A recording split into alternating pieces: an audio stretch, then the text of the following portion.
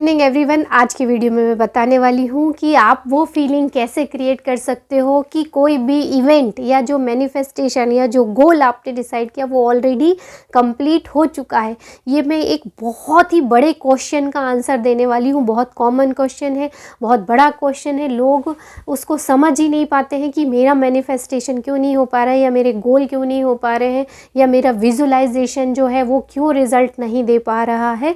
ये उसके लिए उन सबका आज आंसर है। और अगर आप इस आंसर को जान गए तो आप जो भी विजुअलाइज करोगे वो पूरा होना ही है, होना है। आप भले कोई भी टेक्निक उसके लिए यूज़ करो, वो सारी टेक्निक्स इसको एम्पावर करेंगी, पर बेसिक चीज़ यही है जो मैं आज आपको बताने वाली हूँ। अगर आप इस चीज़ को समझ गए तो आप लॉ ऑफ अट्रैक्शन में कुछ भी चीज़ अट्रैक्ट कर सकते हो। मोस्ट पावरफुल प्रैक्टिस है ये। और उसमें सबसे इम्पोर्टेंट क्या होता है, चाहे अब्राहम हिक्स हो या नेवल गोडार्ड हो। नेवल गोडार्ड ने तो इसको बोला है फीलिंग इज़ द सीक्रेट। और भी बहुत सारी जो लॉ ऑफ अट्रैक्शन की बुक है उनका कहीं ना कहीं बेस यही रहता है कि आप वैसा फील कीजिए जैसे आपने जो भी इवेंट डिसाइड किया वो ऑलरेडी हो गया है।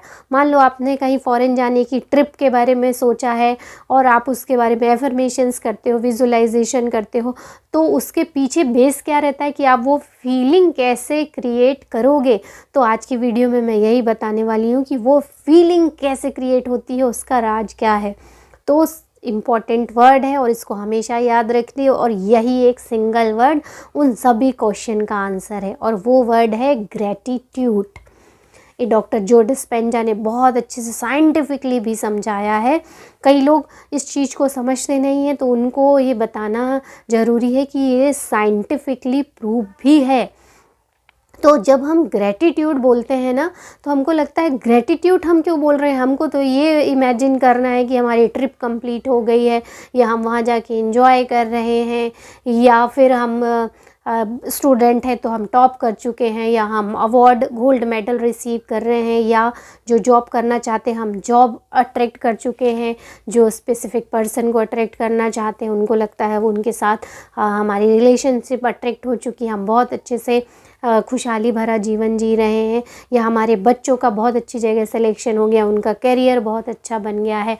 इस तरह की हमको इवेंट देखना है, विजुअलाइज करना है, और अभी आप थैंक यू बोल रहे हो, तो ये चीज़ें कैसे मैच करेंगी। एक्चुअली क्या होता है, कई बार हमको वो इवेंट हम इमेजिन कर लेते हैं, बट कहीं ना कहीं हमारे सबकॉन्शियस माइंड में या कॉन्शियसली हम उसको ट्रू नहीं मानते हैं। हम बोलते ज़रूर हैं पर हमारा सबकॉन्शियस माइंड में कहीं ना कहीं वो फीलिंग के रूप में रहता है। वर्ड के पीछे भी फीलिंग रहती है, और as it is feeling subconscious mind accept कर ले। कई बार ये हमारा बिलीफ सिस्टम उसको परमिशन नहीं दे पाता है, तो वो उसको रिपेल कर देता है, मतलब उसको रिजेक्ट कर देता है। तो वो इवेंट तो आपने कई बार वो किया, बट वो सबकी लाइफ में क्यों नहीं हो पा रहा है, क्योंकि कहीं ना कहीं आपको ये लगता है सबकॉन्शियस माइंड में कि ये कैसे होगा। और ये क्वेश्चन जहाँ आया वहाँ पे आपकी सारी मेहनत बेकार हो जाती। वो क्वेश्चन को हमको क्रिएट ही नहीं करना, क्योंकि डाउट आ गया तो डाउट ही अट्रैक्ट होता है। और इस प्रैक्टिस में, ग्रेटिट्यूड प्रैक्टिस में क्या होता है कि आपके पास जो चीज़ें हैं आप उसके लिए थैंक यू बोल रहे हो, तो यूनिवर्स को ये नहीं पता कि आप क्या चीज़ के लिए थैंक यू बोल रहे हो। आप थैंक यू बोल रहे हो आपके पास जो चीज़ें हैं उसके लिए, तो वो आपका सबकॉन्शियस माइंड भी मान रहा है कि हाँ ये तो सब कुछ है, ये ट्रू है, और थैंक यू बोल रहे हो, और आप सुपर एक्साइटेड होकर थैंक यू बोल रहे हो। और दूसरा जो आपका इवेंट है उसके लिए आपने विजुअलाइजेशन किया है, उसके लिए भी लास्ट जो चीज़ होगी वो थैंक यू होगी।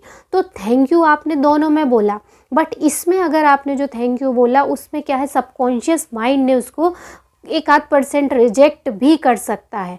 कई लोगों का बार बार करने से एक्सेप्ट कर लेता है, यही एक्चुअली मेथड है, रिपीट करने से वो हो ही जाता है एक्सेप्ट। बट बाय चांस अगर ये नहीं हो पा रहा है तो आपके पास जो चीज़ें हैं आप उसमें ग्रेटिट्यूड बोलिए, उसमें थैंक यू बोलिए, तो वाइब्रेशन बिल्कुल सेम हो गए, इक्वल हो गए। तो कई बार ज़रूरी भी नहीं कि आप पूरा इवेंट वैसा का वैसा क्रिएट करो, और क्रिएट कर भी लिए इमेजिनेशन में तो फीलिंग सेम हो, तो उसके लिए सबसे इम्पॉर्टेंट चीज़ ये है कि आप ये ग्रैटिट्यूड करना शुरू कीजिए, क्योंकि ग्रैटिट्यूड की जो फीलिंग या जो वाइब्रेशन है वो सेम आपके इवेंट के फुलफिलमेंट के वाइब्रेशन से बिल्कुल मैच करते हैं। तो आपकी एक्सेप्टेंस भी हो गई, और जब आपने थैंक यू बोला हाई वाइब्रेशन में, तो वो आपकी डिज़ायर से मैच हो गई।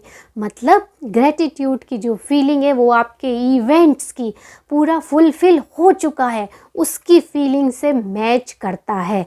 कई लोग इतने काबिल विजुअलाइजेशन में नहीं होते हैं कि वो हर चीज़ मैनेज कर लें या हर चीज़ विजुअलाइज कर लें, क्योंकि जब चीज़ हमने वो देखी ही नहीं है तो हम उसको फील कैसे करें।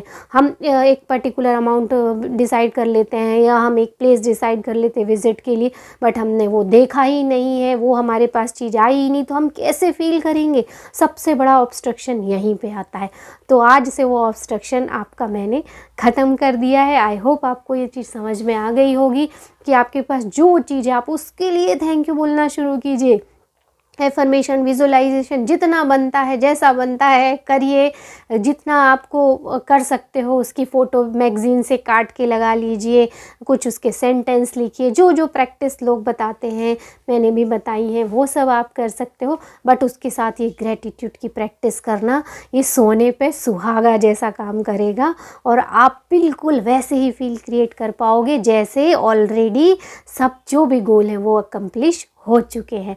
तो आई होप आज से आप ग्रेटिट्यूड की इम्पोर्टेंस समझ गए होंगे और करना शुरू कीजिए, और मिलते हैं अगले वीडियो।